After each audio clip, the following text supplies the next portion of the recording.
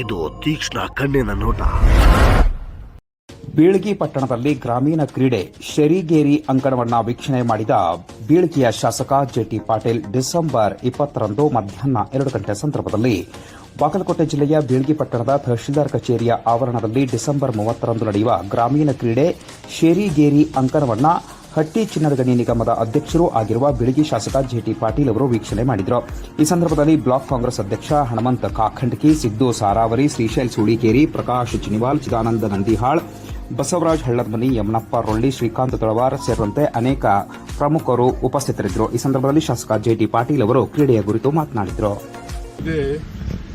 ಈ ಕ್ರೀಡೆಗೆ ಚಾಲನೆ ಕೊಡಬೇಕು, ಇದಕ್ಕೊಂದು ಮರು ಜನ್ಮ ಕೊಡಬೇಕು ಅನ್ನೋ ದೃಷ್ಟಿ ಇಟ್ಕೊಂಡು ಹೋದ ವರ್ಷವೂ ಕಂಡಕ್ಟ್ ಮಾಡಿದ್ದಾರೆ. ಹೋದ ವರ್ಷ ಗಿರ್ಸಾಗರದೊಳಗೆ ಈ ವರ್ಷ ಬೀಳ್ಗಿ ಕೇಂದ್ರ ಸ್ಥಳದೊಳಗೆ ಇಟ್ಕೊಂಡಿದ್ದಾರೆ. ಇದಕ್ಕೆಲ್ಲರೂ ಪ್ರೋತ್ಸಾಹ ಕೊಡಬೇಕು. ಸಾಧ್ಯವಿದ್ದ ಮಟ್ಟಿಗೆ ಯುವಕರು ಈ ಕ್ರೀಡೆಯಲ್ಲಿ ಭಾಗಿಯಾಗಬೇಕು. ಬರೀ ನೋಡ್ಲಿಕ್ಕೆಲ್ಲ, ಆ್ಯಕ್ಚುಲಿ ಕ್ರೀಡೆಯೊಳಗೆ ಭಾಗಿಯಾಗಬೇಕು. ದೈಹಿಕ ಸಾಮರ್ಥ್ಯವನ್ನು ಹೆಚ್ಚಿಸಿಕೊಳ್ಳಿಕ್ಕೆ, ಆರೋಗ್ಯವನ್ನು ಕಾಪಾಡಿಕೊಳ್ಳಿಕ್ಕೆ ಬೆಸ್ಟ್ ಆಟ ಇದು. ಯಾವುದು? ಶೆರಿಗೇರಿ ಅಂತಾರೆ ನಮ್ಮ ಭಾಷಾದೊಳಗೆ. ಮುಂದೆ ಇದು ಶೆರಿಗೇರಿ ಬಂದ್ಮೇಲೆ ಆಟ್ಯಾಪಾಟ್ಯ ಅಂತೇಳಿ ಚಾಲೂ ಮಾಡಿದರು. ಆದರೆ ಶೆರಿಗೇರಿಗೆ ಇರುವ ಗೌರವ ಮಹತ್ವ ಆಟ್ಯಾಪಾಟ್ಯ ಮರಾಠಿ ಶಬ್ದ ಇರಲಿ, ಆಟ್ಯಾಪಾಟ್ಯ ಇರ್ಬೋದು. ಸೇಮನ ಆಡ್ತಾರೆ ಅದು ಆಟ್ಯಾಪಾಟ್ಯದಾಗ.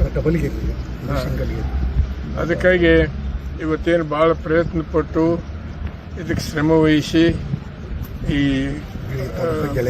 ಬೀಳ್ಗಿ ತಾಲೂಕಿನ ಗೆಳೆಯರ ಬಳಗ ಏನಿದೆ ಇದನ್ನು ಹಮ್ಮಿಕೊಂಡಿದ್ದಾರೆ. ಇದನ್ನೆಲ್ಲರೂ ಕೂಡ್ಕೊಂಡು ನಾನು ಹಿಡ್ಕೊಂಡು ಎಲ್ಲರೂ ಯಶಸ್ವಿ ಆಗಿ ಮಾಡೋಣ ಅನ್ನುವಂಥ ಮಾತನ್ನು ಹೇಳುವುದ್ರ ಮುಖಾಂತರ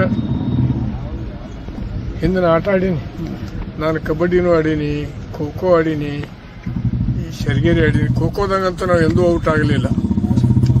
ಕುಂಟಾಲ್ಪಿ ಆಡಿದ್ದೀವಿ. ಭಾಳ ಇದ್ದು ಅವಾಗ ಟೀಮ್. ಪ್ರತಿ ಊರಿಗೂ ಒಂದೊಂದು ಹೆಚ್ಚು ಕಡಿಮೆ ಇದ್ದು ಅವಾಗ. ಪ್ರತಿ ಊರಿಗೂ ನಮ್ಮ ಬೀಳ್ಗಿ ತಾಲೂಕಿನಾಗ ಒಂದು 20-25 ಟೀಮ್ ಇದ್ದು ಅವಾಗ.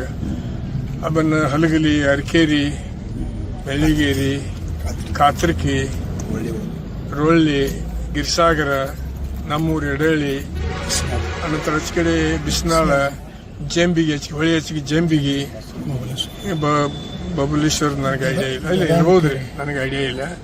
ಹೀಗೆ ಹೆಚ್ಚು ಕಡಿಮೆ ಕೊಣ್ಣೂರು ಮಳೆಗುದ್ದಿನ ಅಲ್ಲಿ ಇತ್ತು ಟೀಮ್. ಭಾಳ ಕಡೆ ಪ್ರತಿಯೊಂದು ಹಳ್ಳಿಯೊಳಗೆ ಇದನ್ನು ಆಡ್ತಿದ್ರು. ಇವತ್ತು ಅದನ್ನು ಮರೆತು ಬಿಟ್ಟಿದ್ದಾರೆ ಜನ. ಶೆರಿಗೇರಿ ಅಂದರೆ ಏನು ಅಂತ ಕೇಳುವಂಥ ಸ್ಥಿತಿಗೆ ತಂದಿಟ್ಟಿದ್ದಾರೆ. ಆದರೆ ಅದಕ್ಕೆ ಪುನರ್ಜನ್ಮ ಏನು ಗೆಳೆಯರ ಬೆಳೆ ಕೊಡ್ಲಿಕ್ಕತ್ತಿದೆ ಅವರಿಗೆ ನಾನೊಬ್ಬ ಜನಪ್ರತಿನಿಧಿಯಾಗಿ ಧನ್ಯವಾದಗಳನ್ನ ಹೇಳ್ತೀನಿ. ಯಾವಾಗಲೂ ನಮ್ಮ ತನವನ್ನು ಮರೆಯಬಾರದು, ನಮ್ಮ ತನವನ್ನು ಉಳಿಸ್ಕೊಂಡು ಹೋಗಬೇಕು. ಆ ಕೆಲಸ ಇವತ್ತು ಅವ್ರು ಮಾಡಲಿಕ್ಕತ್ತಿದ್ದಾರೆ. ಸುಂದರವಾದ ಗ್ರೌಂಡ್ ತಯಾರು ಮಾಡಿದ್ದಾರೆ.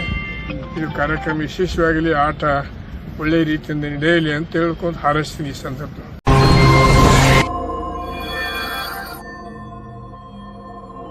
ಇದು ತೀಕ್ಷ್ಣ ಕಣ್ಣಿನ ನೋಟ.